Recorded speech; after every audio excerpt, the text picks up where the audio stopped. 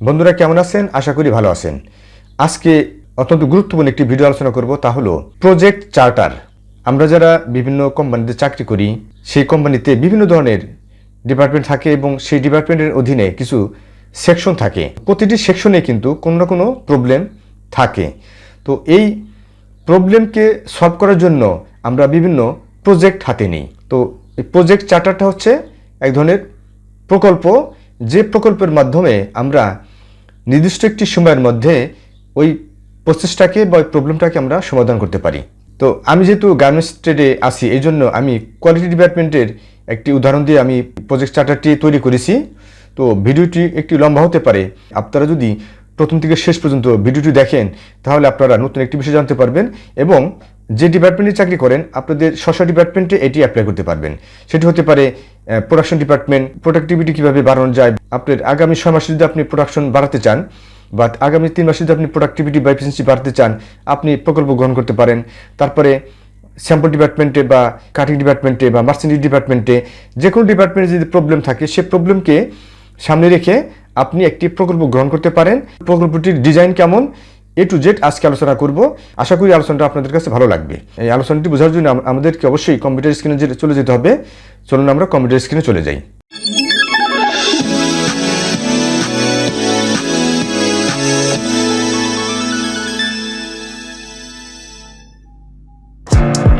তো যেটি বলতেছিলাম, আজকের এই ভিডিওর মাধ্যমে আপনারা জানতে পারবেন কিভাবে lean six sigma project charter তৈরি করতে হয়। ভিডিওটি যদি প্রথম থেকে শেষ পর্যন্ত দেখেন তাহলে আপনারা নিজেরাই lean six sigma project charter তৈরি করতে পারবেন। প্রজেক্ট চার্টার, এটা আমি অন্যভাবে বলতে পারি, এটি একটি ইমপ্রুভমেন্ট প্রজেক্ট। অর্থাৎ আপনার প্রতিষ্ঠানে বিভিন্ন ডিপার্টমেন্ট থাকে, সেই ডিপার্টমেন্টের অধীনে কিছু সেকশন থাকে, বিভিন্ন সেকশনের কিছু না কিছু প্রবলেম থাকে। সেই প্রবলেমকে সলভ করে কিভাবে ইমপ্রুভমেন্ট করা যায় তার একটি প্রক্রিয়া প্রজেক্ট চার্টার। আমি যে প্রজেক্ট চার্টারটি তৈরি করেছি এটি একটি প্র্যাকটিক্যাল প্রজেক্ট চার্টার। আমি যেখানে চাকরি করি সেখানে আমি প্রজেক্ট চার্টারটি গ্রহণ করেছি। আপনারা এটিকে মডেল হিসেবে নিতে পারেন। যে কোনো ডিপার্টমেন্টের যে কোনো প্রজেক্ট আপনারা এই মডেলের মাধ্যমে করতে পারবেন। তো প্রথমে আছে project name, sewing end table DSU reduction. আমার এই প্রজেক্টের নাম হচ্ছে sewing end table DSU percentage reduction. আপনারা এখানে আপনাদের নাম দিবেন। একটা জিনিস লক্ষ্য করতেছেন যে আমি যেখানে যেখানে হলুদ ব্যাকগ্রাউন্ড আপনাদের মতো করে আপনারা দিয়ে নেবেন। যাই হোক, প্রজেক্ট ডিটেল এখানে আছে প্রজেক্ট চ্যাম্পিয়ন। প্রজেক্ট চ্যাম্পিয়ন সাধারণত প্রতিষ্ঠানের টপ ম্যানেজমেন্টের হয়ে থাকে, সেটা আপনার সিইও, চেয়ারম্যান, সিওও এরা হয়ে থাকে। আপনি এখানে দিবেন প্রজেক্ট লিডার, যেমন ম্যানেজার কেউ। এখানে আমি হচ্ছে প্রজেক্ট লিডার, কারণ এই প্রজেক্টটা আমি হ্যান্ডলিং করব, আমি ইমপ্লিমেন্ট করব ওই প্রসেসটি। এই জন্য প্রজেক্ট লিডার হচ্ছে আমি। এখানে যে প্রজেক্টটি হ্যান্ডলিং করবেন, যে পারফর্ম করবেন তার নাম এখানে দিবেন, তার ডেজিগনেশন বা তার নাম এখানে দিবেন। ইমেল অ্যাড্রেস দিতে পারেন, মোবাইল নাম্বার দিবেন। আমি এখানে এবিসি দিয়ে রাখছি, ওখানে আমি আমার পার্সোনাল তথ্যগুলো হাইড রাখছি, এই জন্য আমি ওখানে এবিসি দিছি।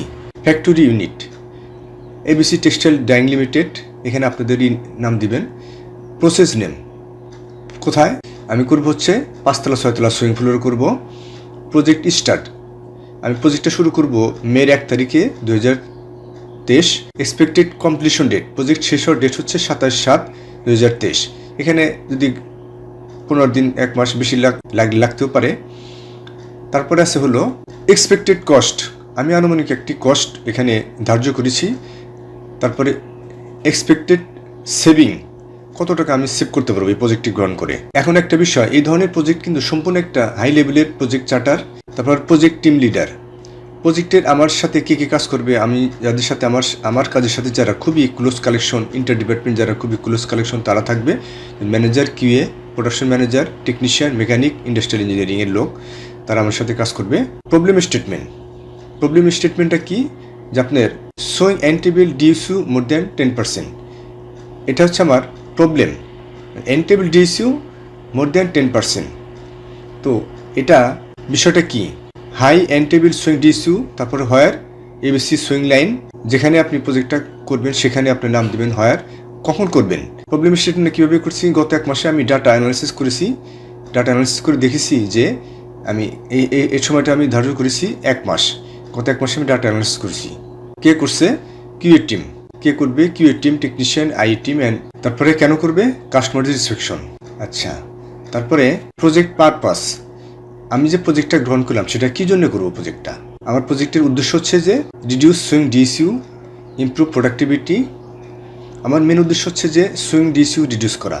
সুইং এন্ড টেবিল ডিসিউ যদি আপনার রিডিউস হয় তাহলে কিন্তু আপনি প্রজেক্টের প্রোডাক্টিভিটি বেড়ে যাবে, ওয়েস্টেজ রিডিউস হবে এবং কাস্টমার কমপ্লেন কমে যাবে। তারপরে আছে কি? Case study. কেস স্টাডি কি? খুবই গুরুত্বপূর্ণ একটা বিষয়। কেস স্টাডি আপনারা এই যে আমি যেভাবে দিয়েছি এখানে 6টা পয়েন্ট উল্লেখ করেছি, আপনারা এটি এভাবে দিতে পারেন। আপনারা এইভাবে না দিয়ে অন্যভাবে দিতে পারেন। আমি আপনাদেরকে দেখাচ্ছি কিভাবে আপনার করা যায়, এভাবে দিতে পারেন। এই দেখুন আমি এভাবে দিছি। Example of business case study. ABC is a multinational garments factory. The company produced activewear regarding some multinational brand, but now the company face some problem like swing DSU is high. Customer DSU target is 6, but swing NTB DSU is more than 10%. So customer complained that DSU should be reduced. এটা হলো business case study. আপনারা এইভাবে না দিয়ে আপনারা এভাবে দিতে পারেন। এই যে case study. DSU will be reduce in cost in rework, reduce in cost of rework, reduce wastage, rework will be reduce, DSU কমে যাবে, আপনি কেস স্টাডি রিডিউস কমে যাবে, রিওয়ার্ক কমে যাবে। 3 নম্বর আছে রিডিউস ওয়েস্টেজ কমে যাবে, রিওয়ার্ক উইল বি রিওয়ার্ক কমে যাবে। কোম্পানি সেভ করবে কত? 15 লাখ টাকার মতো। কাস্টমার অ্যাজ এ রেজাল্টে কী হবে? উপরে 5টি পয়েন্ট যদি আমি উল্লেখ কাজ করতে পারি, মিনিমাইজ করতে পারি, তাহলে customer will be satisfaction. Project goal, এটা কিন্তু ইম্পর্টেন্ট একটা পার্ট। প্রজেক্ট গোল থাকবে। প্রজেক্ট পারপাস এক জিনিস, প্রজেক্ট গোল এক জিনিস। প্রজেক্ট গোল হলো রিডিউস সোয়িং ডিসিউ from 10% to 6% within July 30, 2023। Sewing এন্টিবিল ডিসিউ বর্তমানে আমার আছে 10%।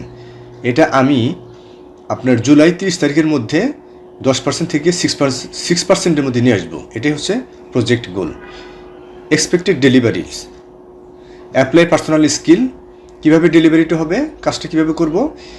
আমাদের যে অপারেটর আছে তারা কী করবে? আমরা মোটিভেশন ট্রেনিং অ্যান্ড ডেভেলপমেন্টের মাধ্যমে তাদের যে স্কিল আছে সেটা তারা অ্যাপ্লাই করবে। তারপরে অ্যাপ্লাই প্রসিডিওর্স, আমাদের যে কিছু নিজস্ব প্রসিডিওর্স আছে, SOPs তারা অ্যাপ্লাই করব। তাছাড়া আমরা কি করতে পারি? রিভাইজড কিছু টুলস অ্যান্ড টেকনিক্স আছে কোয়ালিটি প্রবলেম সলভিংয়ের, যে ফেলিয়ার মেথড FMEA আছে, failure method and victim analysis, fishbone diagram আছে, ওয়াই মেথোডোলজি আছে এবং ব্রেন স্টর্মিং সেশন আছে। তারপরে define project scope and plan. স্কোপটা হচ্ছে যে the project will cover ABC sewing floor. এটা হলো আমি এই জায়গাটা নিয়ে এই ABC, অর্থাৎ আমার নির্দিষ্ট যে কাস্টমার থাকবে সেই একটি নির্দিষ্ট কাস্টমারকে নিয়ে আমি কাজ করব। তাছাড়া ওই ফ্যাক্টরিতে যদি অন্য কোনো কাস্টমারের কাজও হয়ে থাকে তাহলে সেটাও কভার করবে। এই জন্য বলা হয়েছে outside of project the project will cover another swing floor. ঠিক আছে। এবার প্রজেক্ট প্ল্যান অফ প্রজেক্ট। তো মাইলস্টোন এটা আমরা বলতে পারি, আমরা যে প্রজেক্টটি হাতে নিলাম, এই প্রজেক্টটি হাতে নেওয়ার আগে অবশ্যই আমরা একটা স্টাডি করেছি প্রজেক্টটা নিয়ে। তো এই স্টাডিটার টাইমটা হচ্ছে আপনার, আমি এখানে 7 দিন সময় নিয়েছি এই প্রজেক্টটা স্টাডি করার জন্য। এই যে 1/5/2023 এবং এন্ড হবে 7/5/2023। যদি ওকে হয় তা ওকে এখানে দিয়ে দিবেন। আমি আগে এখানে সময় সংক্ষিপ্তর কারণে আগে দিয়ে রাখছি। ঠিক আছে, আমি মুছে দিলাম। যেটা হয়ে থাকবে সেটা ওকে দিয়ে দিবেন। তারপরে প্রজেক্ট ফাইনালাইজ প্ল্যান। 8 তারিখ থেকে 12 তারিখের মধ্যে আমার প্রজেক্টটা ফাইনাল করতে হবে। এভাবে আপনার ওকে দিয়ে দিবেন। তারপরে ডিফাইন ফেজ, এই যে এটা হলো মেন গুরুত্বপূর্ণ লিন সিক্স সিগমা প্রজেক্টে। এই যে DMAIC methodology, define measure analysis improvement and control, এইটাই মূলত এইটার উপর ভিত্তি করি আমরা এই প্রজেক্টটা দ্বারা করেছি এবং প্রজেক্টটা শেষ করব, সব কিছু করবো। তা ডিফাইন অর্থাৎ আমি আমার স্কোপ যেটা মানে আমার যে প্রবলেম আছে সেটা, এই জন্য আমি আপনার 5-6 দিন সময় নিছি। তারপরে মেজার ফেজ, পরিমাপ করা, এই জন্য আমি একটু বেশি সময় নিছি, এখানে বেশি সময় লাগবে। তারপরে অ্যানালাইস ফেজ, এখানে আমি 5-7 দিন সময় নিছি। ইমপ্রুভমেন্ট প্রজেক্টটা হলো সবচেয়ে বেশি সময় নিছি, আমি এখানে 1.5 মাস সময় নিছি। তার কারণ হলো এইটা হলো মেন ফেজ, কারণ আমার ইমপ্রুভমেন্ট করতে সময় লাগবে। এখানে training and development, motivation, counselling, তারপরে অনেক কিছু করা লাগবে। এই জন্য আমি এখানে 1.5 মাস সময় নিছি। কন্ট্রোল ফেস, অর্থাৎ পরবর্তীতে আমি এটিকে ধরে রাখার জন্য আমার কী করতে হবে সেটার উপরে এখানে আমি প্রায় 7 দিন সময় নিছি। প্রজেক্ট শেষ হলো। প্রজেক্ট শেষ করার পর তো আমাকে অবশ্যই সিও স্যারের কাছে সাবমিট করতে হবে রিপোর্টটা। প্রজেক্ট সামারিটা আমার এই যে 23 তারিখে, অর্থাৎ 7 দিনের মধ্যে আমার প্রজেক্টটা সাবমিট করতে হবে। তারপরে আছে হলো define the project resources and project cost. আমি প্রজেক্ট গ্রহণ করলাম, আমার প্রজেক্টে রিসোর্স লাগবে না, আমার ম্যান পাওয়ার লাগবে, তারপরে আমার প্রজেক্টে একটা কস্ট আছে। এখানে একটা বিষয় বলে রাখি যে এখানে কস্টটা খুব কম হবে, কারণ আমি তো এই প্রজেক্টটা গ্রহণ করেছি আমার ফ্যাক্টরির ভিতরে লোকজনকে নিয়েই।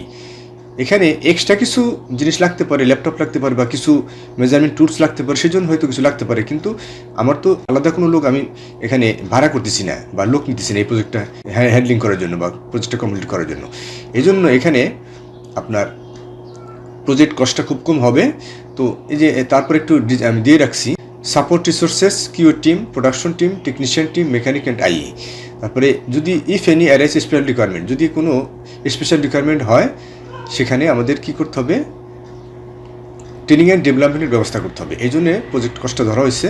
প্রজেক্ট আমি নিব, সেখানে কিন্তু আমাদের কিছু এক্সট্রা খরচ হতে পারে। যেমন ট্রেনিং অ্যান্ড ডেভেলপমেন্টের বিষয় বলি, সেটা হলো যে বাইরে থেকে যদি কোনো আমি ট্রেনার হায়ার করি তাহলে লাগতে পারে। মেসিলিনিয়াস হলো আমি কোনো কিছু জিনিস কিনলাম বা কোনো ল্যাপটপ বা কোনো জিনিস কিনলাম, সেটার মেজারমেন্ট, অর্থাৎ মেজারমেন্ট করার জন্য কোনো যন্ত্রপাতি আমার যদি লাগে তাহলে আমার লাগতে পারে। এই জন্য এখানে হেড কস্টটা কী ধরনের, overhead cost, personal cost, overhead. তো রেটটা কত, এরকম, কোয়ান্টিটি এত, অ্যামাউন্ট টোটাল এত। ঠিক আছে, এবার আমরা আস্তে আস্তে শেষ পর্যন্ত চলে আসতেছি। প্রজেক্ট ওনারকে head of production, sewing floor তো আসল হেড অফ প্রোডাকশনই প্রসেস ওনার। তারপরে কি স্টেকহোল্ডারকে production, technical, mechanic, IE, cutting, purchase, এখানে অনেকেই স্টেক হোল্ডার হতে পারে। কাস্টমার কি, এবিসি কাস্টমার, অর্থাৎ আমি যে কাস্টমারকে নিয়ে কাজ করব সে হচ্ছে কাস্টমার। তারপরে এই যে আমি প্রজেক্টটা নিলাম, তো প্রজেক্ট নিয়ে আমার কী লাভ হলো, আমার তো টাকা সেভ করতে হবে, তাই না? ইমপ্রুভমেন্ট করতে হবে প্রসেসটা, প্লাস প্রজেক্ট টাকা সেভ হবে না, অনেক কিছুই হবে। তো সেটাও এখানে ডিটেল এখানে দিতে হবে। টাইপ অফ বেনিফিটসের মধ্যে কী কী আছে, আপনার ডিফেক্ট রিডিউস হবে, describe the basic estimate cost, saving in cost of রিওয়ার্কের টাকা 2 লাখ টাকা কমে যাবে। Salary of engineer, technician, handling, customer complaint কমে যাবে। কস্ট অফ রিওয়ার্ক এত টাকার কমে যাবে। মিসেলিনিয়াস এক্সপেন্ডিচার, এটাই হচ্ছে যে এস্টিমেটেড আউটকামস বা cost project benefits. Return of investment, তা আপনার খরচ করলেন, ধরেন 1 লাখ টাকা আপনার ফ্রি পাইলেন, হলো আপনার খরচ হলো 1 লাখ টাকা, প্রজেক্ট সেভ করলেন আপনার হলো 15 লাখ টাকা, তাহলে 15 লাখ টাকা থেকে 1 লাখ টাকা বাদ দিলে থাকে কিন্তু 14 লাখ টাকা। আপনার রিটার্ন অন ইনভেস্টমেন্ট হচ্ছে 14 লাখ টাকা। ডিসক্রাইব দ্য প্রজেক্ট রিস্ক, প্রত্যেকটা প্রজেক্টেরই কিন্তু একটা করে রিস্ক থাকতে পারে। ঠিক আছে, এই জন্য এখানে কিছু কিছু রিস্কের কথা বলা হয়েছে, যে প্রজেক্টটা যদি ফেল করে তাহলে আপনার একটা রিস্ক বলা যেতে পারে। তারপর প্রজেক্টটা ইমপ্লিমেন্ট করতে যে যদি কোনো প্রবলেম হয় তাহলে, এই জন্যে ডিসক্রাইব দ্য প্রজেক্ট রিস্ক। এটা আপনাদের মতো করে আপনারা করে নিন। তারপরে কনস্ট্যান্ট মানে স্থিতি, অর্থাৎ অ্যাভেলেবিলিটি অফ কোয়ালিটি ইন্সপেক্টর। আমার এখানে আমি যাদেরকে নিয়ে কাজ করবো, তো কোয়ালিটি ইন্সপেক্টর এখানে মেন প্রজেক্টটা হ্যান্ডলিং করার জন্য তাদের কি অ্যাভেলেবিলিটি আছে কিনা, তার যথেষ্ট পরিমাণ কোয়ালিটি ইন্সপেক্টর আছে কিনা, নাকি শর্টেজ আছে, এটা এখানে বলা হচ্ছে। Assumption total save calculating investment and saving. তারপরে ABC factory, ABC finance department গেল। তারপরে প্রজেক্ট সাইন কে করবে, যে পারফর্ম করবে সেই প্রথমে থাকবে, ম্যানেজার।